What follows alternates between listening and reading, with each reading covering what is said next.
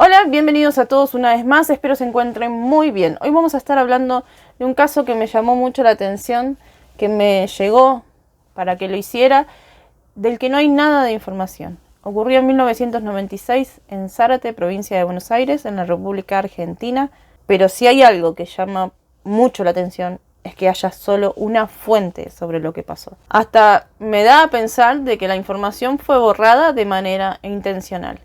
Comencemos.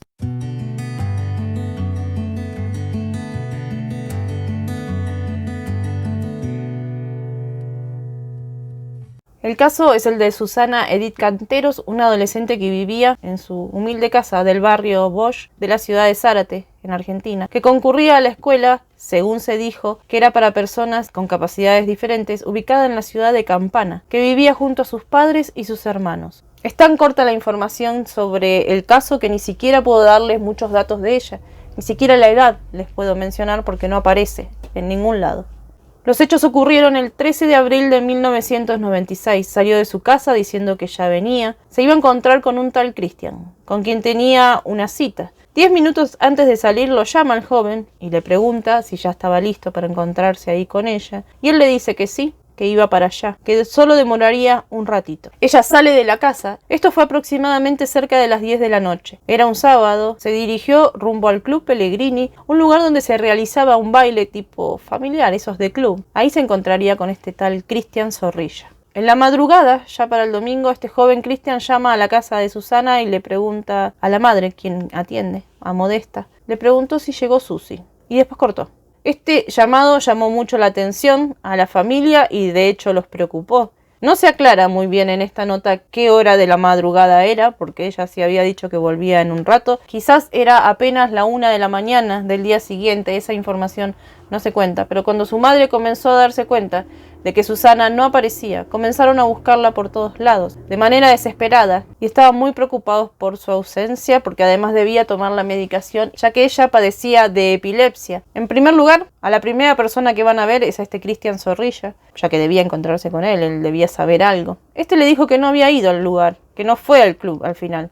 Dice que no sabe qué pudo haber pasado y le dio a entender que fue él el que le avisó a unos amigos que él no iba a ir, pero que iba a ir Susana. Amelia Ibarra es la hermana mayor de Susana, es una de las protagonistas de este caso, de esta lucha. Obviamente ya se había hecho la denuncia, por eso Amelia fue con los policías hasta la casa de estos hombres y ellos dijeron no saber absolutamente nada de Susana. Mientras tanto se continuaba la búsqueda, comenzaron a preguntar por todos lados, algunos testimonios dicen que vieron a Susana en la puerta del club, que otros que la vieron dentro.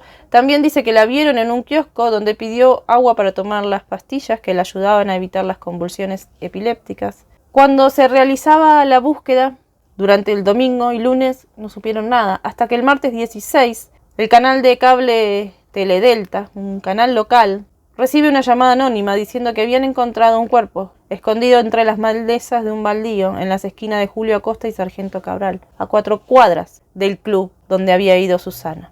Lamentablemente se encuentra el cuerpo de Susana, que aparentemente había recibido muchos golpes y tenía varios cortes en sus zonas íntimas. En las primeras horas del día miércoles 17 de abril, el pueblo de Zárate se encontraba completamente conmocionado. Y ya vengo tía, dice, ya vengo mami, dice, me voy a ir junto a Cristian. Con Cristian, sí. Ella se dio una cita con un chico y ese chico, incluso 10 minutos antes de salir de la casa, ella volvió a llamarlo por teléfono y le dijo, ¿vas para allá? Sí, dijo, voy para allá. Ya para el 22 de abril un testigo dijo que Susana se había subido a un auto rojo, por lo que se buscó a quienes tuvieran un auto como ese cerca de la zona. El juez de menores, quien suplantaba a la jueza de ese momento, Andreini, ordena detener a 4 sospechosos por la participación en el hecho, luego de allanar una vivienda en la calle Galicia, donde se encuentran 2 autos. Las 4 personas detenidas son Guillermo Pasalache, Miguel Ángel Patini, Hilda Patricia Molina y Pablo Adrián Romero, los cuales permanecen detenidos durante 12 días hasta que la jueza Andreini, cuando regresa de su licencia, los deja en libertad, el 3 de mayo por falta de méritos, aunque continúan imputados en la causa. Pero después se comprobó que los detenidos tenían un auto rojo, pero que era viejo, era un Peugeot, pero al parecer el auto en el que habían visto supuestamente a Susana sería mucho más nuevo y de otra marca.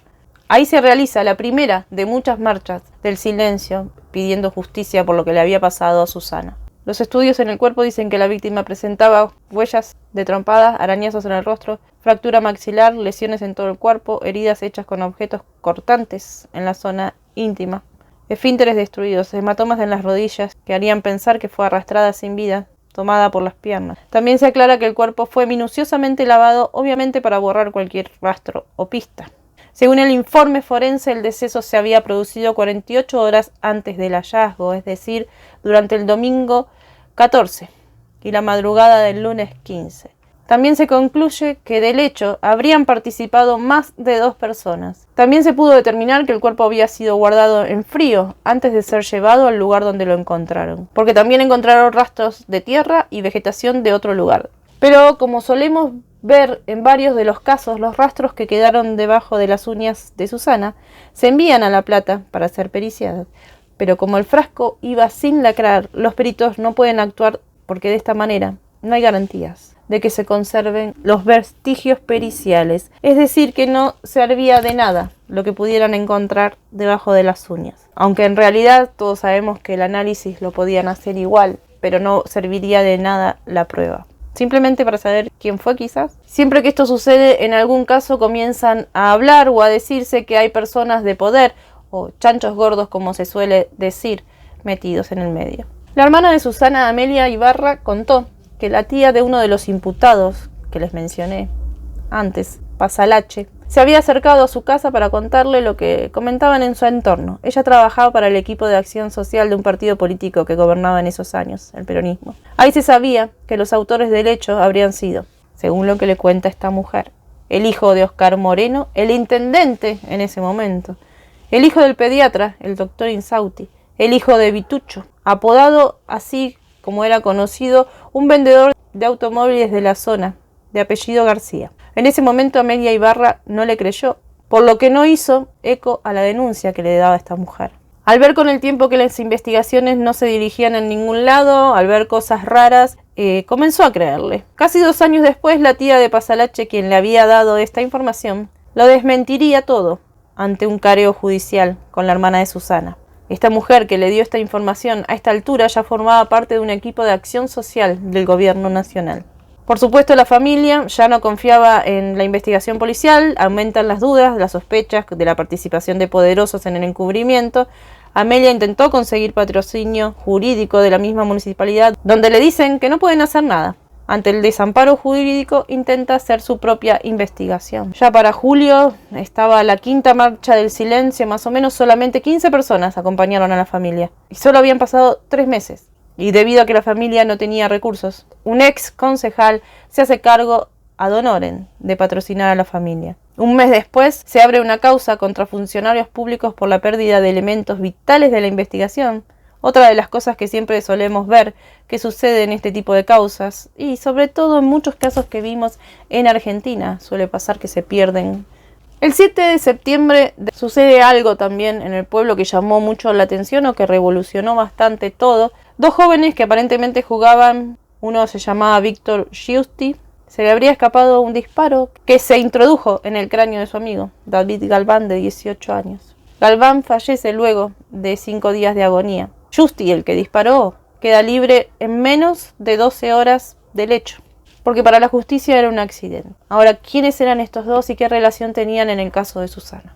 Estos 2 jóvenes, según se supo después en la declaración del juicio de los tíos de uno de ellos, del que falleció, eran 2 chicos que habían visto esa noche a los acusados, a estos hijos de poderosos, en un auto con Susana ese día. El chico que falleció quería hablar y decir lo que había visto. El otro chico, no. Discutían mucho tiempo por esto. Dice que discutían continuamente, porque uno quería hablar y porque el otro no quería saber nada. El que falleció fue el que quería hablar. Por eso la madre de este joven decía que a su hijo le quitaron la vida, por querer hablar.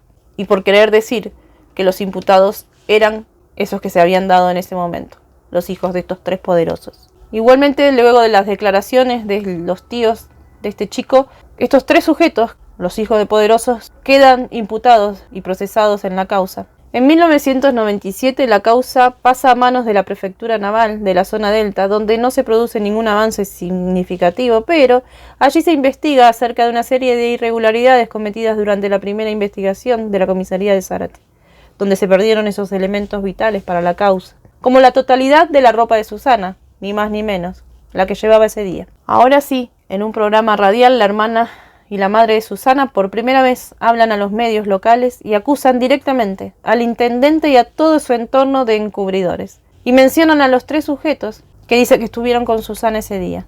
Debido a esto, el conductor del programa, que se llamaba Correa, inmediatamente es despedido de la radio, también del diario donde trabajaba, por lo que se dirige a un medio nacional, Telefe, quienes van a Zárate, entrevistan de nuevo a la madre y a la hermana, ellas vuelven a repetir lo mismo.